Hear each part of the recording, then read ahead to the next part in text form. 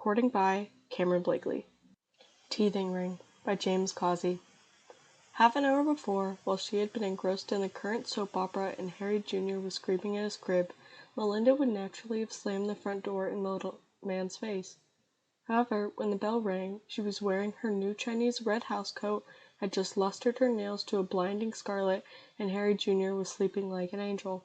Yawning, Melinda answered the door, and the little man said, beaming, "Excellent day. I have gewgaws for information." Melinda did not quite recoil. He was perhaps 5 feet tall, with a gleaming hairless scalp and a young face.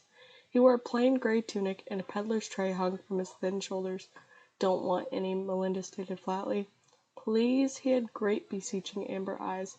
"They all say that. I haven't much time. I must be back at the university by noon." "You working your way through college?" He brightened.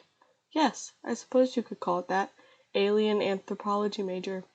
Melinda softened. The initiations those frats pulled nowadays, shaving the poor guy's head, eating goldfish. It was criminal.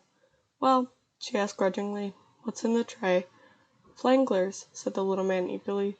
"Oscilloscopes, portable force-field generators, a neural distorter." Melinda's face was blank. The little man frowned.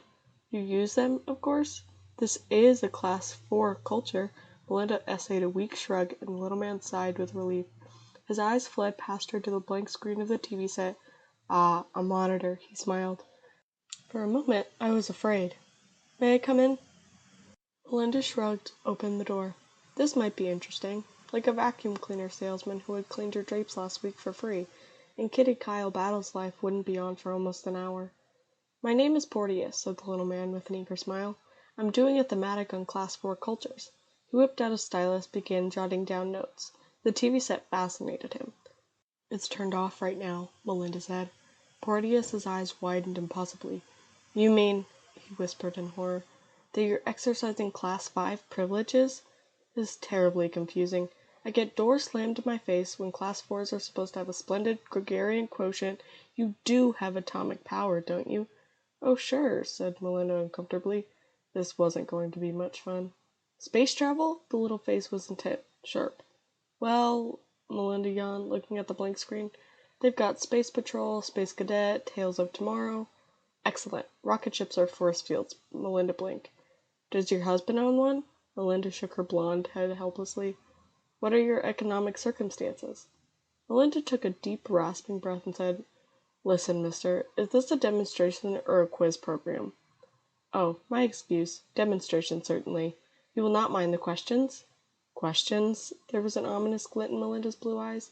"Your delightful primitive customs, art forms, personal habits." "Look," Melinda said, crimsoning, "this is a respectable neighborhood, and I'm not answering any Kinsey report, understand?" The little man nodded, scribbling. "Personal habits are taboo?" "I so regret. The demonstration?" He waved grandly at the tray. "Anti-grav sandals? A portable solar converter? Apologizing for this miserable section, but on Capella they told me." He followed Melinda's entranced gaze, selected a tiny green vial. "This is merely a regenerative solution. You appear to have no cuts or bruises." "Oh," said Melinda nastily. "Cures warts, cancer, grows hair, I suppose." Porteous brightened. "Of course. I see you can scan. Amazing." He scribbled further with his stylus, glanced up, blinked at the obvious score on Melinda's face. "Here, try it." "You try it. Now watch him squirm." Porteous hesitated. "Would you like me to grow an extra finger? Hair?" "Grow some hair." Melinda tried not to smile. The little man unstopped the vial, poured a shimmering green drop on his wrist, frowning. "Must concentrate," he said. "Thorium base, suspended solution, really jolts the endocrines. Complete control. See?" Melinda's jaw dropped. She stared at the tiny tuft of hair which had sprouted on that bare wrist. She was thinking abruptly, unhappily, about that chignon she had bought yesterday. They had let her buy that for $8 when this stuff she could have a natural one. "How much?" she inquired cautiously. "A half hour of your time only," said Porteous. Belinda grasped the vial firmly, settled down on the sofa with one leg tucked carefully under her.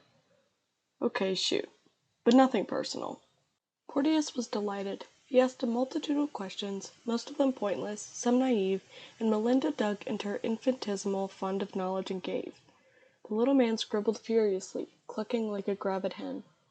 You mean, he asked in amazement, that you live in these primitive huts of your own volition? It's a GI housing project, Melinda said, ashamed. Astonishing, he wrote. Feudal anachronisms and atomic power, side by side. Class Fords periodically rough it and back to nature movements. Harry Jr. chose that moment to begin screaming for his lunch. Porteous sat, trembling. Is that a security alarm? My son, said Melinda despondently, and went into the nursery. Porteous followed and watched the ululating child with some trepidation. Newborn? 18 months, said Melinda stiffly, changing diapers. He's cutting teeth. Porteous shuddered. What a pity. Obviously atavistic. Wouldn't the crèche accept him? You shouldn't have to keep him here. I keep after Harry to get a maid, but he says we can't afford one. Manifestly insecure, muttered the little man, studying Harry Jr. Definite paranoid tendency. He was 2 weeks premature, volunteered Melinda. He's real sensitive. I know just the thing, Porteous said happily. Here. He dipped into the glittering litter on the tray and handed Harry Jr. a translucent prism. A neural distorter. We use it to train regressives on Rigel too. It might be of assistance. Melinda eyed the thing doubtfully. Harry Jr. was peering into the shifting crystal depths with a somewhat strained expression. Speeds up the neural flow, explained the little man proudly. Helps tap the unused 80%. The presymptomatic memory is unaffected due to automatic cerebral lapse in case of overload. I'm afraid it won't do much more than keep his present IQ. An intelligent idiot is still an idiot, but... How dare you? Melinda's eyes flashed. My son is not an idiot.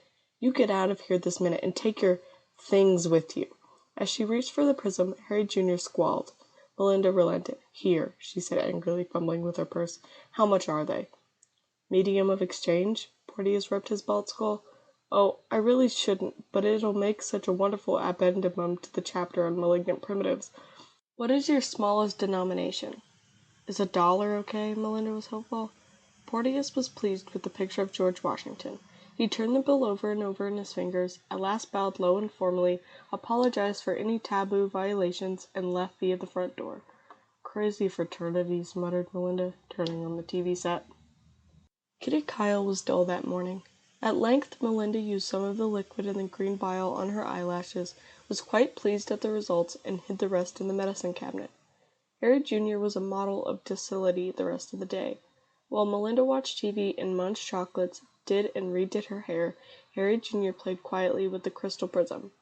Toward late afternoon, he crawled over to the bookcase, wrestled down the encyclopedia, and pawed through it, gurgling with delight.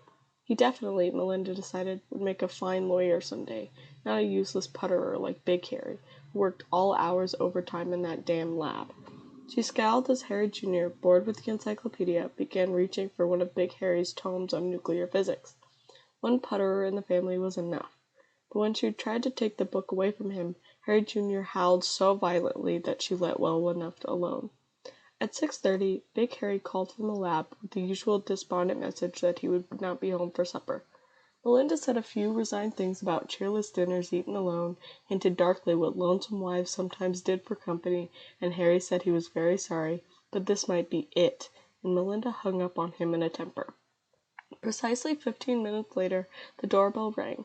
Melinda opened the door and gaped. The little man could have been Porteous's double, except for the black metallic tunic, the glacial gray eyes. Mrs. Melinda Adams? Even the voice was frigid. Yes? Why? Major Nord, Galactic Security, the little man bowed. You were visited early this morning by one Porteous? He spoke the name with a certain disgust. He left a neural distorter here, correct? Melinda's nod was tremulous. Major Nord came quietly into the living room, shut the door behind him. My apologies, madam, for the intrusion. Porteous mistook your world for a Class 4 culture instead of a Class 7. Here. He handed her the crumpled dollar bill.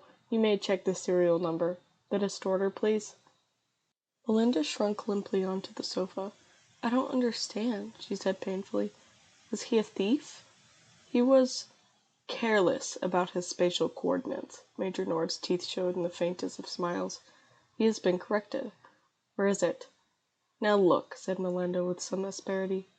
That thing's keeping Harry Jr. quiet all day. I bought it in good faith, and it's not my fault. Say, have you got a warrant? Madam, said the major with dignity, I dislike violating local taboos, but must I explain the impact of a neural distorter on a backwater culture? What if your Neanderthal had been given atomic blasters? Where would you have been today? Swinging through trees, no doubt. What if your Hitler had force fields? He exhaled. Where's your son? In the nursery, Harry Jr. was contentedly playing with his blocks. The prism lay glinting in the corner. Major Nord picked it up carefully, scrutinized Harry Jr.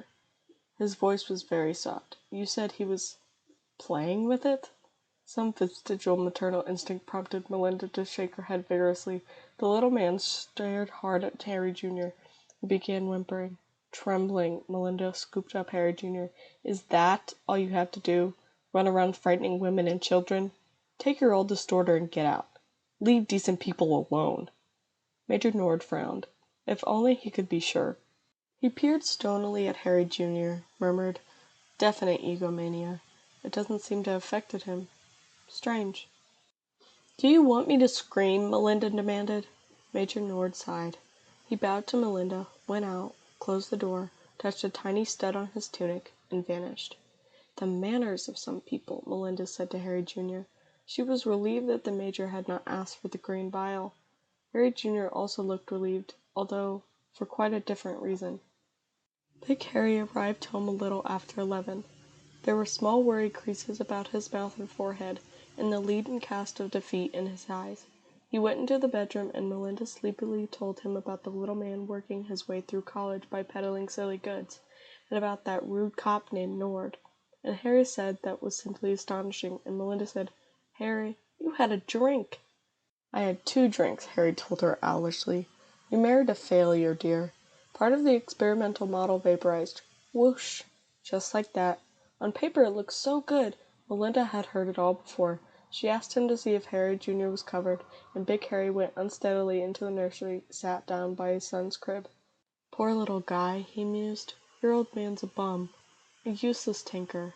He thought he could send man to the stars on a string of helium nuclei. Oh, he was smart. Thought of everything. Auxiliary jets to kick off the negative charge, bigger mercury vapor banks, a fine straight thrust of positive alpha particles. He hiccuped, put his face in his hands. Didn't you ever stop to think that a few air molecules could defocus the stream? Try a vacuum, stupid. Big Harry stood up. Did you say something, son? Gurfle, said Harry Jr. Big Harry reeled into the living room like a somnambulist. He got pencil and paper, began jotting frantic formulae. Presently, he called a cab and raced back to the laboratory. Melinda was dreaming about little bald men with diamond-studded trays. They were chasing her. They kept pelting her with rubies and emeralds. All they wanted was to ask questions, but she kept running. Harry Jr. clasped tightly in her arms. Now they were ringing alarm bells. The bells kept ringing, and she groaned, sat up in bed, and seized the telephone. Darling, Big Harry's voice shook. I've got it! More auxiliary shielding plus a vacuum. We'll be rich! That's just fine, said Melinda crossly. You woke the baby. Harry Jr. was sobbing bitterly into his pillow. He was sick with disappointment. Even the most favorable extrapolation showed that it would take him 19 years to become master of the world. An eternity. 19 years. End of Teething Ring by James Causey.